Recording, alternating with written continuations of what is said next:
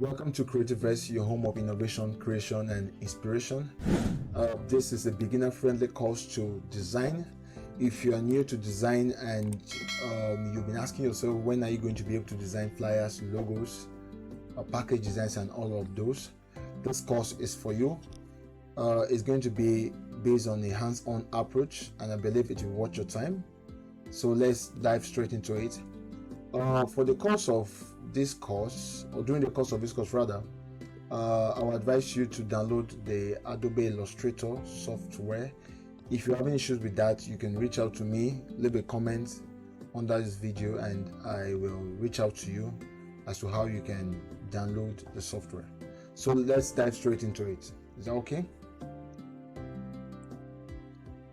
Alright, so it's a beginner friendly video, as I said. Now, what is Adobe Illustrator? Adobe Illustrator is a professional graphic design software used to create vector graphics. Now, we have many software out there that is used for designing. We have CorelDRAW, which is popular. I think it's older than Adobe Photoshop and Illustrator. I'm not sure, but at least in this part of the world, Adobe Photoshop was popular after CorelDRAW. So we also have Photoshop, Illustrator, InDesign. But for this class, we are going to be using the Adobe Illustrator. Okay, so it's a professional graphic design software used to create vector graphics. Now, the question is, what are vector graphics, or what are vector images? Vector images can be scaled to any size without losing quality. Now, in a short time from now, I'm going to be differentiating vector graphics from raster graphics, or vector images from raster images. But before we go into that, what is Adobe Illustrator used for? It's used for logos, illustrations, vector art, UI design. If you ask me, I guess this was arranged in order of priority or importance. Primarily, Adobe Illustrator is used for logos, illustrations, vector art, UI designs. Then for flyers and posters, I think Photoshop and InDesign is more used. Yeah, but we're still going to be designing flyers, more like a basic introduction to flyer, but we're going to be designing logos and maybe package design and stuff like that here in the course of this class. So let's move on. Now, difference between raster and vector. It's a very important question to answer. Difference between raster, Photoshop, and vector. Now, raster graphics, like in Photoshop, are made of pixels and can become blurry when resized. Let me show you an example here. Let's drag a picture. This is Photoshop. Okay, this is my Photoshop, and this is my Adobe Illustrator. So let's see if I can drag an image. I think I should have one somewhere. Okay, let's use this image. I think can we just copy? Okay, yeah, copy it. And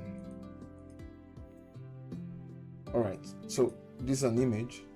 Or better still, let's say I decide to write something. Let's type something. Let's say about. Is that okay? Let's increase this to like 300. Fine. Let me retype this. About, right? I would love it to be, let's use Roboto. Don't worry, we'll go into this later. Difference between fonts and typeface. Is that okay? Good. I wanted something as bold as this. Now let's change the color. Okay.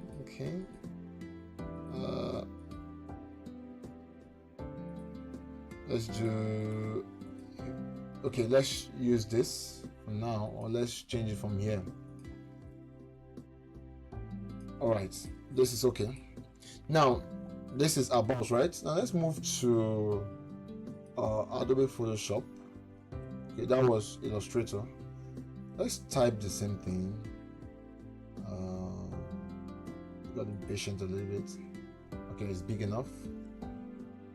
About, I love this. I want it to be so big. Let's drop it to, I think we used 300 that time, right? That's a 250. Fine. So double click. Let's use, we use this color if I'm correct. Okay, fine. Now we have about in Photoshop, right? And we have about in Adobe Illustrator. Now, how do you know? For Photoshop, look at this part here. We have what? PS. Very important. While for Adobe Illustrator, we have AI. That's a short form for Adobe Illustrator. Now, let's zoom into this write-up. Right? Don't worry, I'm going to teach you all of this later, but I just want to differentiate between raster and vector. When I zoom into this, what do you observe? Even I'm still zooming, but it doesn't lose quality, right? The same time, when I zoom out and I increase the size, let's try and do something here. Let's say, or let's do that from here. As character, let's bump this to like 2000. Now, if you observe this, it still maintains quality, right? When I zoom and when I increase quality. So by vector, we mean that whatever you design, or when you are designing in Adobe Illustrator, it is vector based, means that you can zoom in and there's no pixelation or loss of quality and it does not get blurry. But come to Photoshop, when I zoom in, watch, I just zoom in a little. Can you see what's happening? It's getting blurry, right? Can you see what's happening? Now, the more you zoom, you reach a point where you begin to see boxes or pixels. Let's see. Okay, but I saw a second.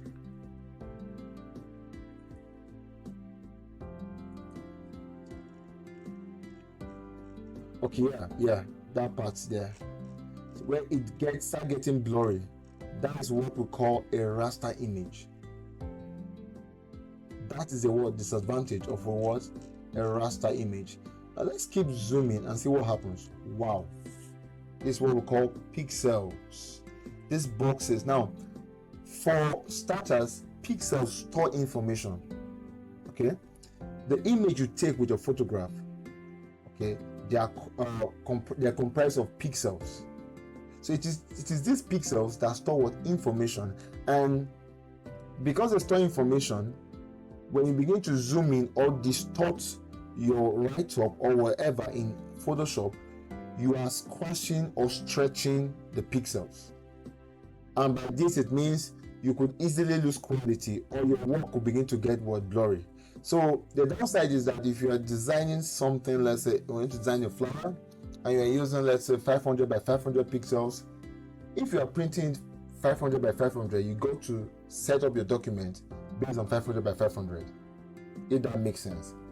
But raster means when you zoom in, you begin to lose quality because it's comprised of what? Pixels. Vector means when you zoom in, as you can see in our Adobe Illustrator, it doesn't lose quality, right? And that is why we use Adobe Illustrator for logo design and all of those, because when you design a logo could be used on the web, could be used in a small, let's say, business card or package design. It could be used on a billboard, very big, and all of those. And for such purposes, you need your logo to be in vector format so that when you stretch, it doesn't lose quality. So I believe that is enough introduction for raster and vector. So let's come back to our slide. So as I said, raster graphics, like in Photoshop, are made up of pixels, which were those rectangular boxes you saw, and can become blurry when resized. While vector graphics used in Illustrator are made up of paths and shapes. Sometimes they call them, let's say, mathematical calculation. Those paths and shapes, they are based on mathematical calculation or outline. Okay, so I believe that makes sense. So we are done with the differences between raster and vector. So let's move on. Setting up your workspace. So as I said, this class will be hands-on. So we're moving straight to Adobe Illustrator and we're going to be setting up our workspace. It's more like a bootcamp approach. You know what I mean? So to set up your workspace, let's assume let's say I have my Adobe Illustrator in my taskbar there. But let's say, so if you have the Adobe Illustrator, you can double click. But in my own case, I'll click File and go to New. So the first place you always see in your document setup is something that looks like this. Alright? At first, it's going to look overwhelming, but I believe if you stick around with me for the next 2 to 3 minutes, you should understand everything here. Is that okay? Now, we have our presets, recent, saved. As I said, there is Adobe Illustrator for UI. So you now get the idea when we have mobile here, UI design. Okay? Which means user interface and user experience designs. We have courses on that too. You can check that out on our YouTube channel. Web. Our focus will be on print because most of the times you're going to be designing something for print, or yes, for this class it's going to be for print. So for print we have A4 and others there. So for those of you that want to use preset, I would say you are asked to design something in A4, in A5, you don't need to stress yourself. All you need to do is come here, click print, and you can set up your document. Does that make sense? I believe that does. Is that okay? Now coming here, which is very, very important, we have preset details. This is where you might want to save a preset. Let's say you've put in your width, your height, your whatever, and you are good to go. You can save it so that later you can call it back and use for other documents, so that you don't need to enter another measurement or setup. All right?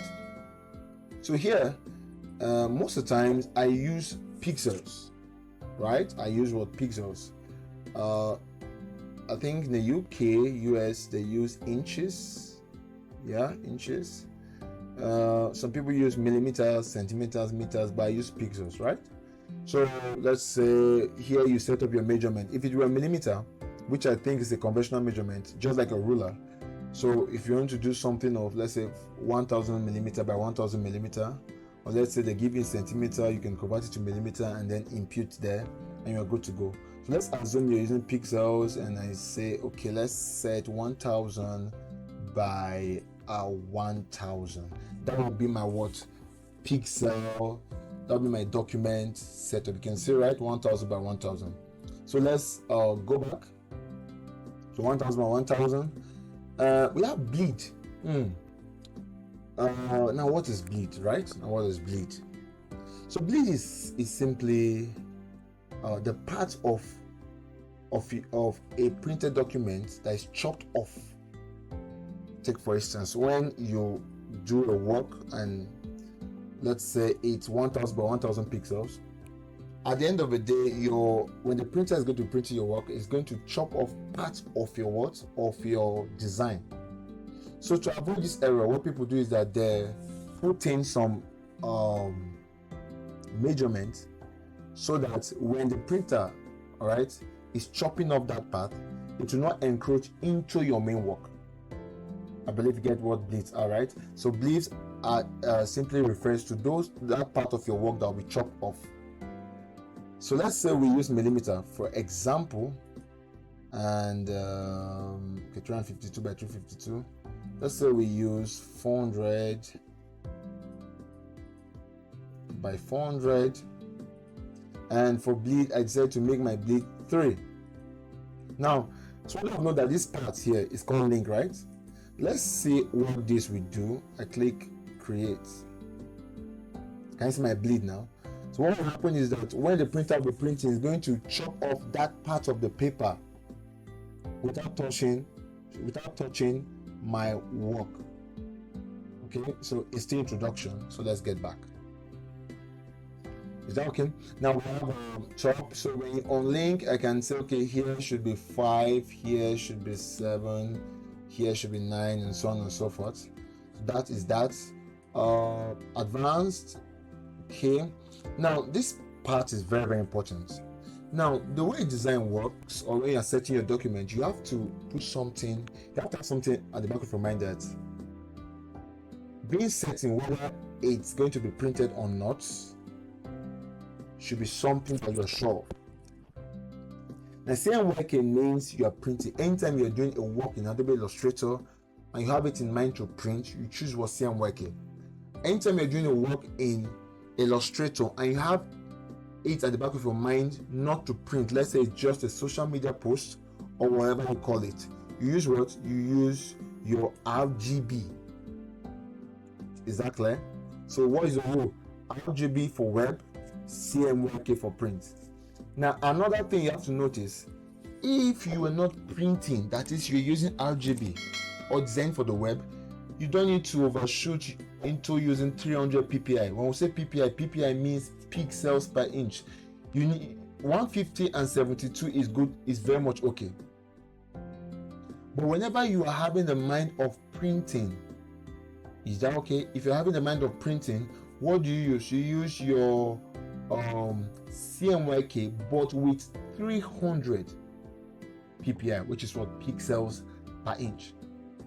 So let's recap. So we have CMYK, okay, for 300 pixels, which is for print, exactly, and what? RGB, which is for the web, which is either 150 or 72. So I think we have spent about 16 to 17 minutes thus far. I don't want to make this video so boring. I'll break it into bits, but I've explained how to create a new document. Okay, so in the next video I'm going to continue with artboards and canvas, so stay tuned. Thank you.